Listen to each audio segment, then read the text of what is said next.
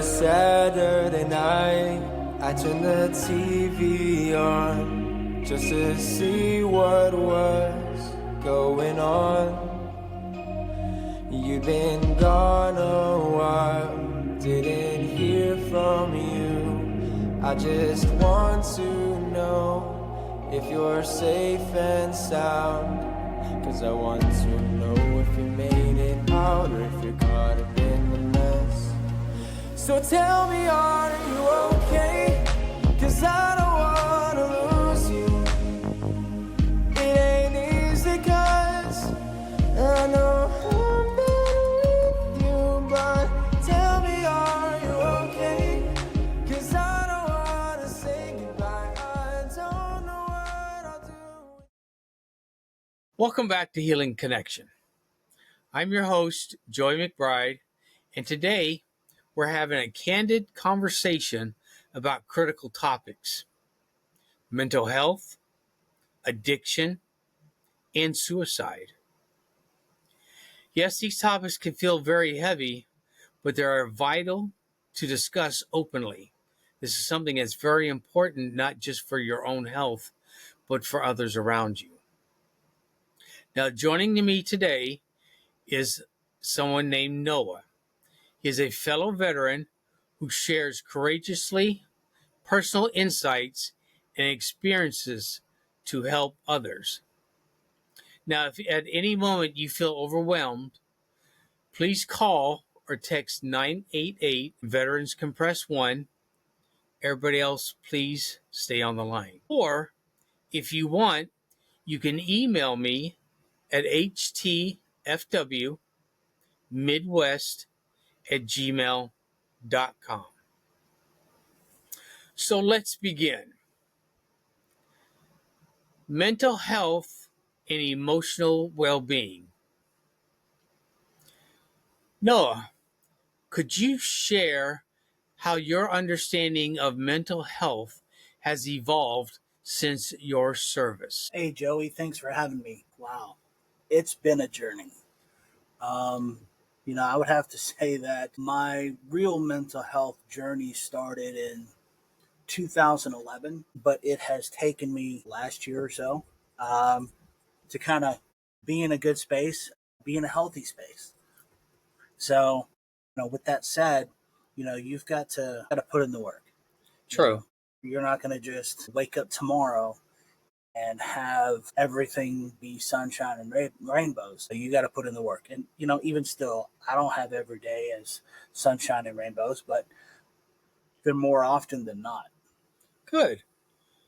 And I'm glad that you're able to express that, to let people know that, yes, you're right. Not every day is glorious. There are rough days. There are smooth days. There are jagged days. So we roll with what's going on.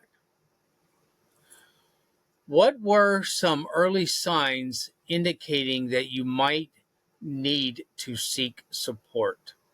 Oh, okay. So, yeah, this is going to go all the way back to, I guess, 2012. I just gotten back from Iraq, and as a lot of veterans, it's kind of hard to get back into garrison life because it's just it's a different mindset. It's feels different, it looks different, everything uh, feels wrong to begin with.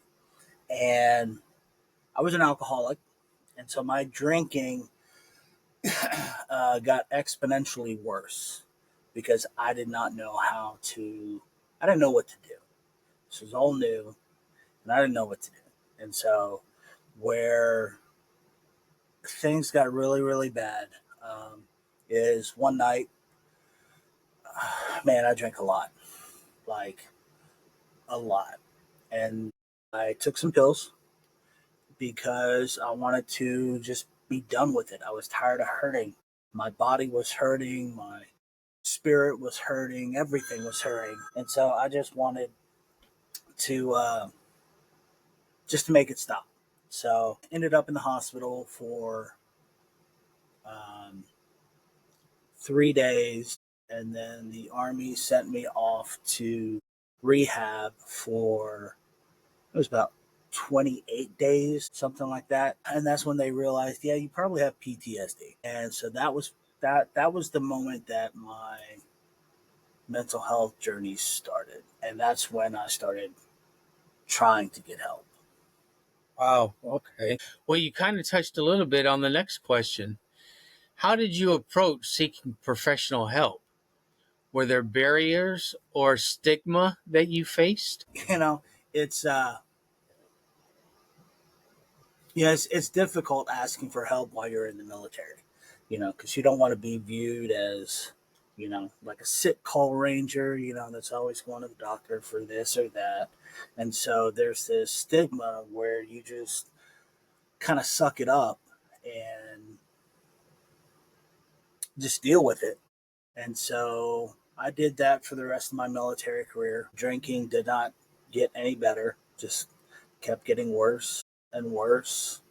And 2013, towards the end of 2013, I was trying to drink myself to death, and instead I got alcohol poisoning. But I didn't bother going to the ER because, well, I was trying to kill myself. And so at that point, I moved to Nashville, Tennessee, and got into the VA program and did an outpatient program for sobriety. Okay.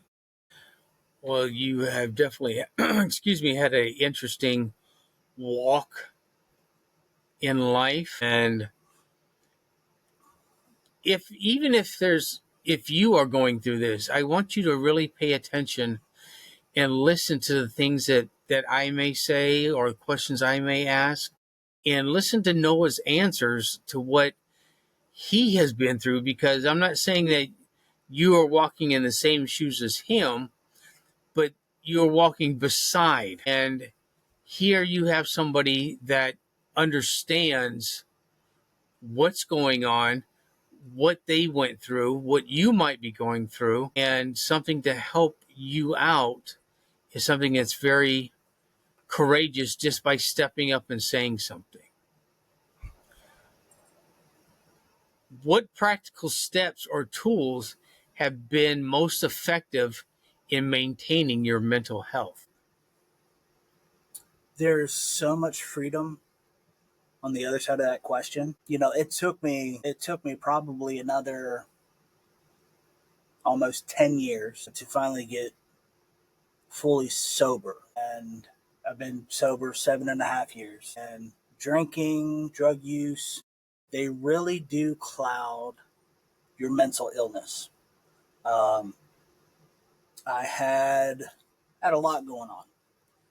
Even though I sobered up, I thought that all of my problems would go away. It's the alcohol. That's the problem. It's the alcohol, and a lot of people think that in the same way.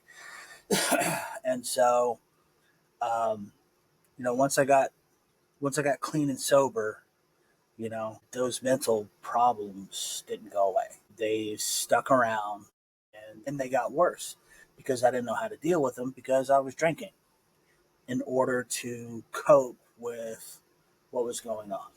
And so I got into some serious therapy. I did one on one, group therapy, anything and everything that the VA would give me. Kind of ran into an issue with one of the VA doctors. She did not want to hear me when I was explaining some of my issues. So I started seeing my own doctor and my own therapist. I had to pay out of pocket for that, uh, but it was worth every dime. Um, I found out that I had bipolar one disorder, and I needed to be on medications. So it just kind of went from there, and not until 2003, so 2023, so maybe about 4 years of trying to find the right combinations of medications with the right dosages. It's not easy. You just got to hang in there for that. And, I'm finally on the right medications and dosages that I'm can 100% say I am the happiest I think I've ever been because I've done the work to deal with all this stuff. Well, I will admit as well that yes, I also had a rough road that I took, and it took me quite some time. It took a lot of finding out who I was and what was going on with me. And something that Noah touched on that I want you guys and girls to understand is that if you are with a therapist and you do not feel like you're being heard or you're not getting the treatment that you need, you have the right to change it. It's no big deal if you pick up and move to somebody else. That has got to be your most important thing to remember about your own sanity is you got to feel comfortable and get a warm fuzzy when you're talking to a therapist. If you don't get that, change until you find somebody that works for you. Because if you don't have that click, it's going to be harder and harder for you to go down this journey. Now, next, we're going to be talking about facing addiction and substance use. What role did addiction or substance use play in your journey post service? So, I kind of touched on this a little bit. So, man, addiction is a tough thing to kick. And there's all a variety of ranges of addiction. There's not just drugs, not just alcohol. I mean, there's food, there's porn, there's nicotine, smoking, dip, whatever you decide to choose. But the dangerous addictions are the ones that hide or mask some of the issues that you're feeling. I don't want to feel this way, so I'm going to drink, or I'm going to do drugs, or I'm going to smoke weed, whatever suits your place. But sobriety is possible. Sobriety can happen, and it's not going to happen overnight, and it's definitely not going to happen, if it does, praise God. But normally, the first go at getting sober and being, free from all that stuff, normally it doesn't work. I've known people that have been in rehab 7 times, right? And they still, it still doesn't stick. What matters is they keep trying, and they keep trying, because eventually, at some point, it will stick. It will, they will maintain that sobriety. They will develop that, core group of people that can, keep them accountable. I recommend A. My personal favorite is Celebrate Recovery, which is a version of AA, but Christian. That helped me a lot. And so for veterans, even for non-veterans, there are resources out there, but you got to want it. You got to really, really, really want it. And so that's, and again, it took me probably 15 years to finally get sober. I had one morning where things did not go very well the night before. And I was standing at the fridge getting me some water. And I literally said these words: God, take this from me because it's going to kill me. And he did. And I haven't had a drink since. But that does not mean I don't have to maintain my sobriety. It's not a one and done. You have to choose it every single day. Well, I know personally, I am very proud of you. And I don't, I've never been off that bad, but I can only imagine that just kind of how rough things can be. Now, I did see it growing up. My mother was an alcoholic, and I saw what it did to the family, and I can only imagine what it does to someone personally. It's I commend each and every one of you that have done it, and Or still, are trying. still trying. Yes, and it's just don't give up. That is the biggest key takeaway to this question: is don't give up. Real quick, I'm sorry. This was something I heard a lot of times in rehab and you know AA groups, NA groups, all across the board. Is well, I'm doing this for my daughter. I'm doing this for my family. I'm doing this for fill in the blank.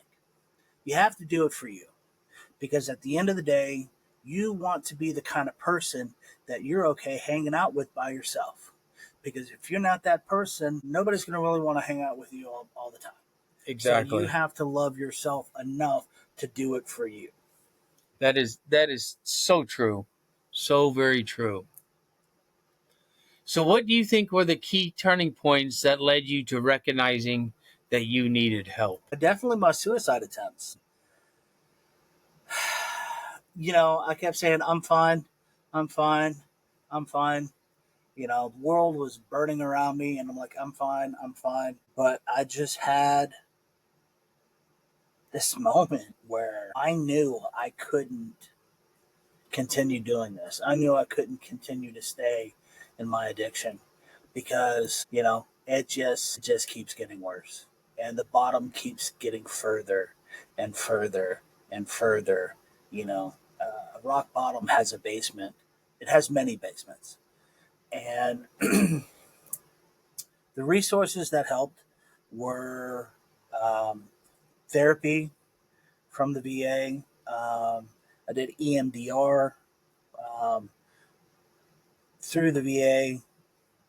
Um, I did outside counseling, seeing outside doctors, seeing outside therapists, because I had to work on me.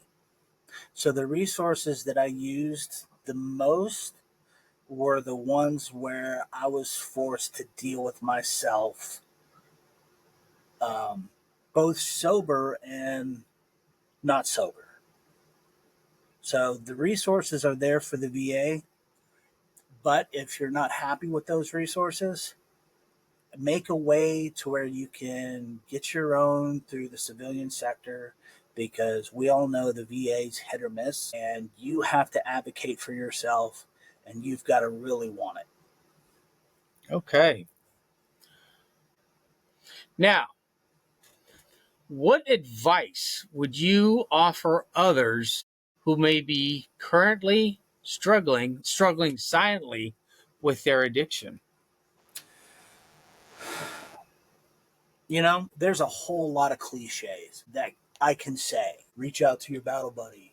Um, talk to someone. Go see a therapist. All of those things I advocate. But if you are struggling and you're isolated, man, that's a tough place to be because I spend a lot of time in that situation. Just reaching out, you may feel stupid, you may feel insecure, insignificant. I don't want to bother anybody with my problems. I don't want to do this or that. Trust me, your friends, your family, they'll be more than happy to listen to you and help carry some of your burdens. Thinking that people don't want to help you is your selfish mindset. Because if you continue thinking that and isolating, you know, what happens next? You become suicidal, right? And then God forbid, you follow up on that. And every single one of your friends, family, they're going to sit there and say, man, I wish he would have reached out. I wish he would have talked to me. So reach out to your friends and family because they're there for you. Okay. They love you. They want to be there for you.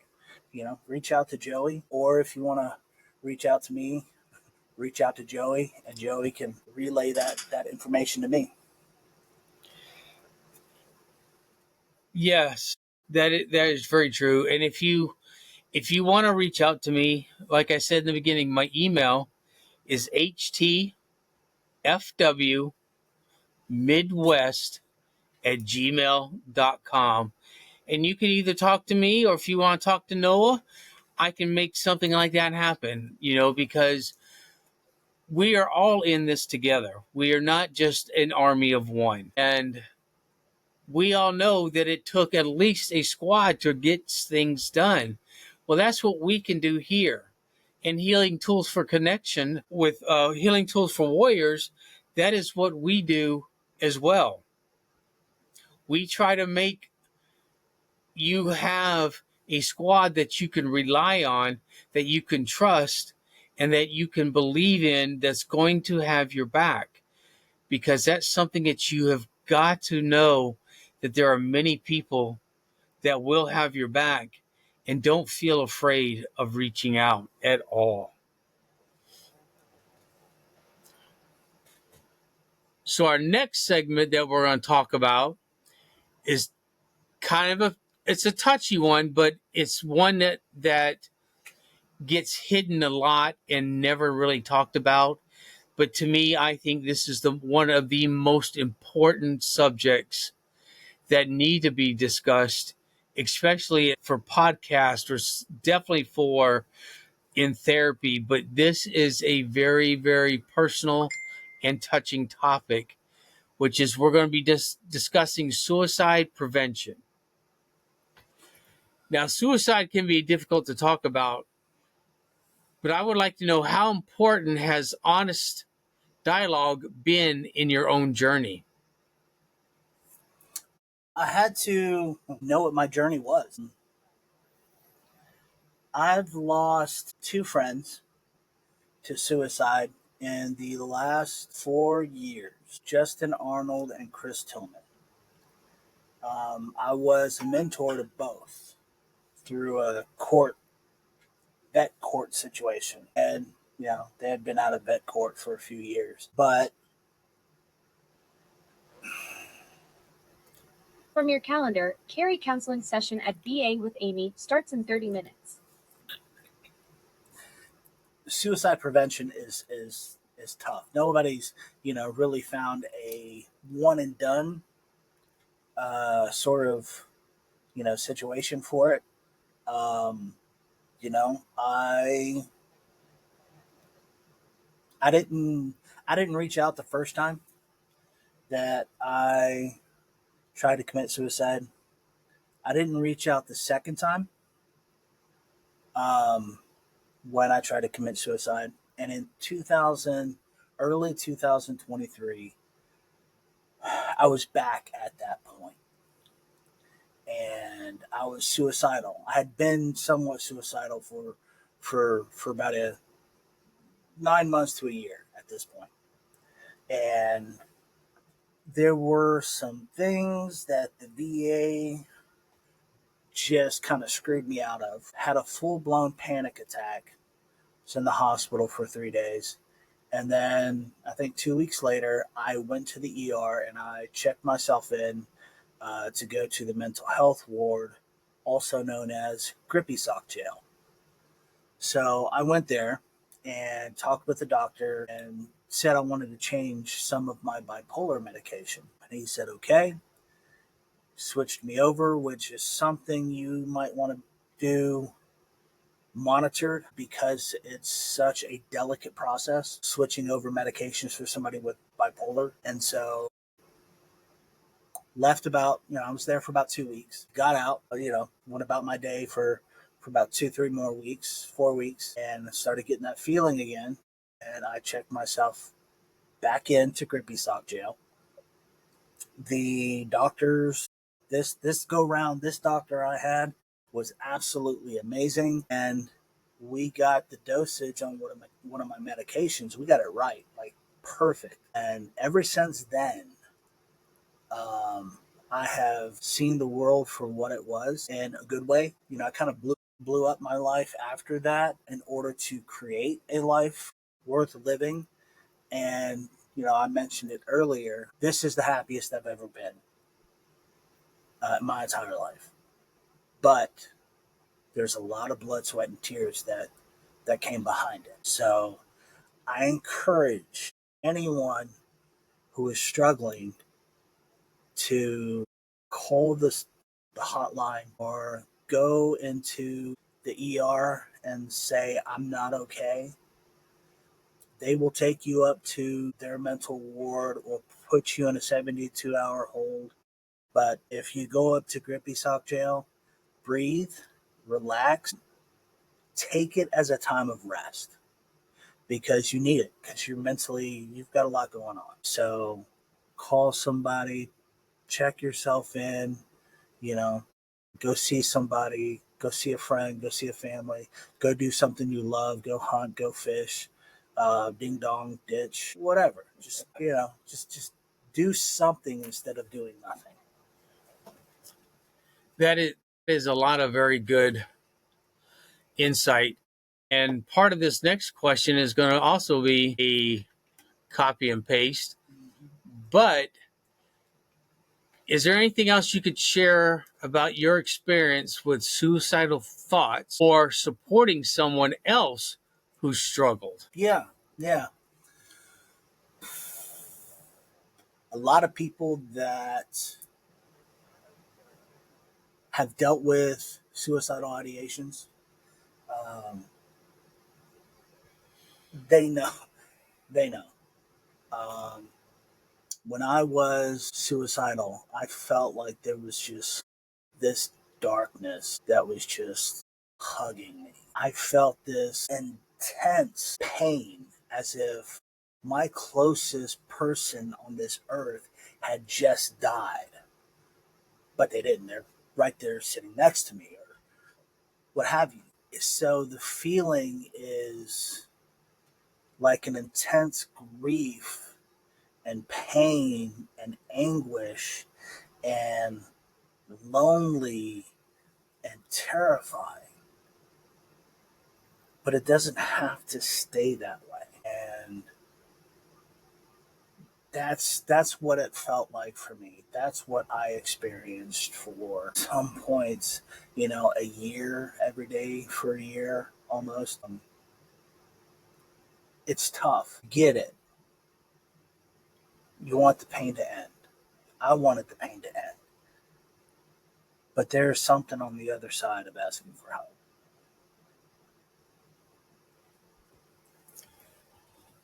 Yes, there's always. And again, Noah touched on it. I touched on it a little bit in the beginning. If this is too much, please reach out. If you need something quick that you can't get a hold of somebody, text or call 988 and Veterans Press 1. It is somebody that is always going to be there. They are not judgmental. They are there to help. And most of all, to let you know, it is confidential. I believe the only time that they would feel like they need to step in above that is if you were very, very suicidal. And then they would have to break chain and do what they need to do to make sure that you stay safe. Because if something happened, that's a hell of a guilt trip to put on somebody. You don't want to do that because it is so lingering and it so much hurts that the other person would feel so bad. So that's why they would have to break the chain and do something in order to save you and everybody else. Now, what resources or actions helped you most during your darkest moments? I had a lot of dark moments, but I covered it a bit. But checking myself in um, to the hospital, um, you tell them you're not okay.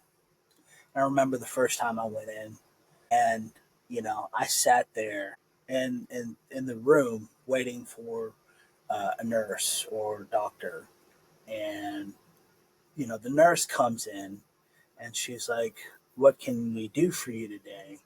And as soon as I said the words, "I'm not okay," I broke down. I started crying. And, you know, she was comforting. She was a very sweet nurse. And, they transferred me over to the Grippy Sock jail. And that was, that was probably my most important and most impactful decision I ever made in my life, because I am still here today, and I'll be here tomorrow and the next day after that, and so forth, because I got the help I needed. I am very glad because I know I personally would like to see you more than just once. Why? Because we love each other. We do. Now, how can friends and family effectively support someone experiencing suicidal thoughts?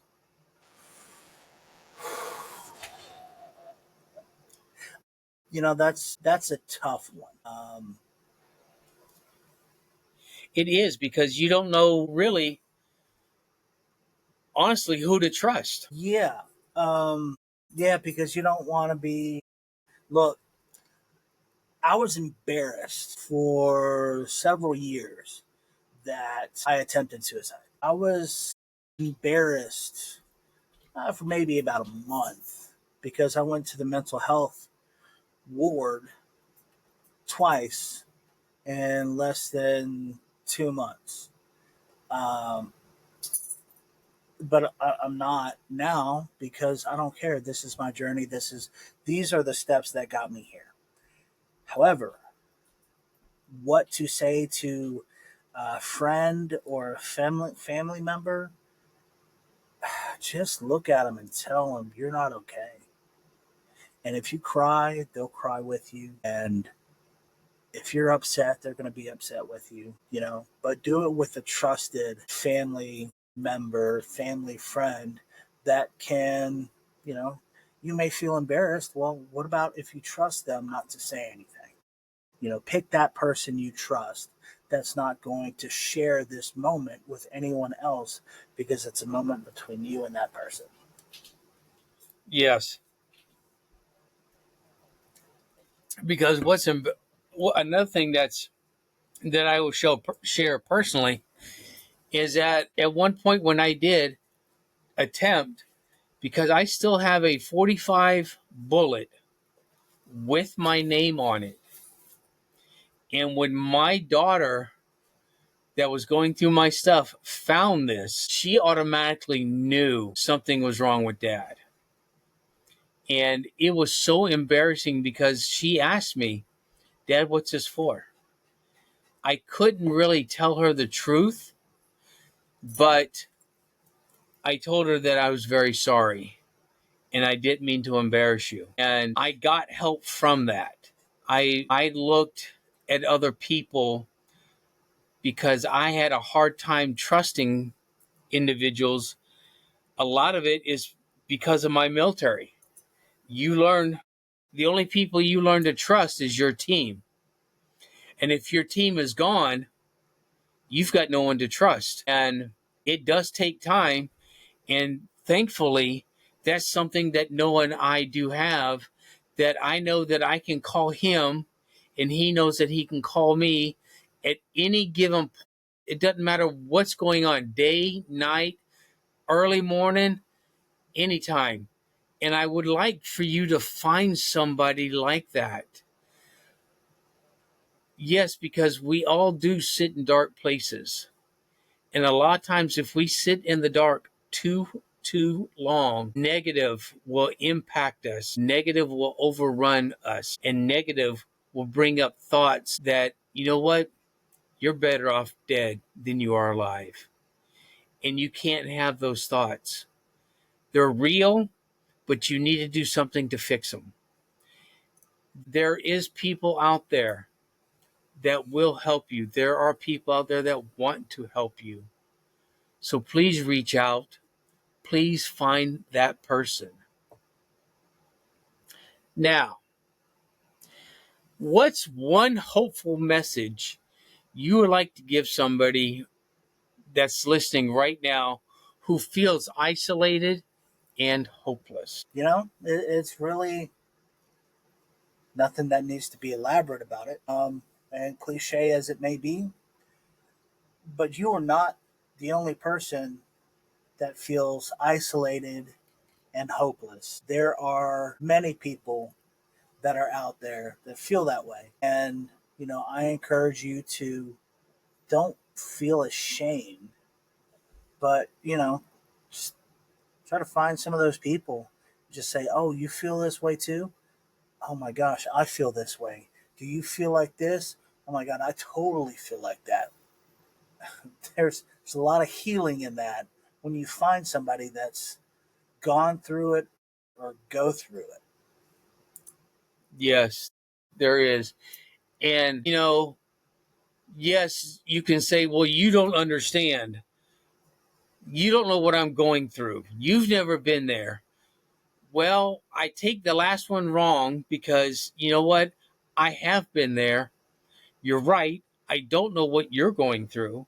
I don't know what you're feeling, but I have a strong idea because I have walked beside you.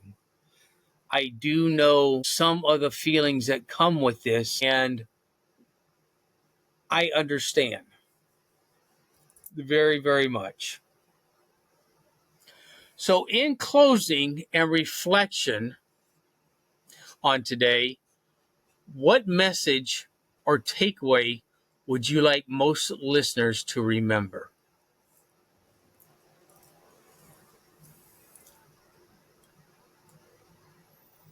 How bad do you want it?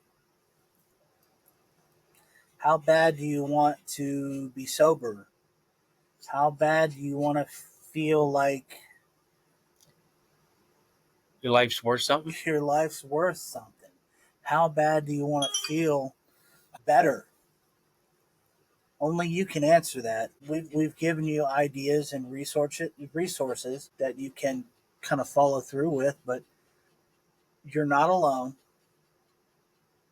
But it's up to you.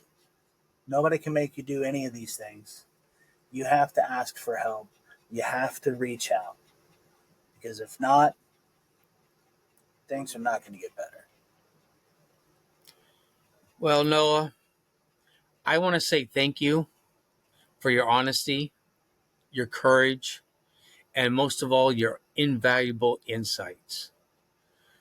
To our listeners, if you connected with today's episode, please reach out to me, share your story, seek help, and you don't have to just share your story with me, but share your story with somebody you trust. Remember, you're never alone. And like I said, you can call or text 988 any time of the day or night. Press 1 for the veterans. Everybody else, please stay on the line. If you want to contact me, you can at htfwmidwest@gmail.com. And as always, I will have your 6. And until next time, stay strong, stay connected. Signing out. Till next time. 'Cause I don't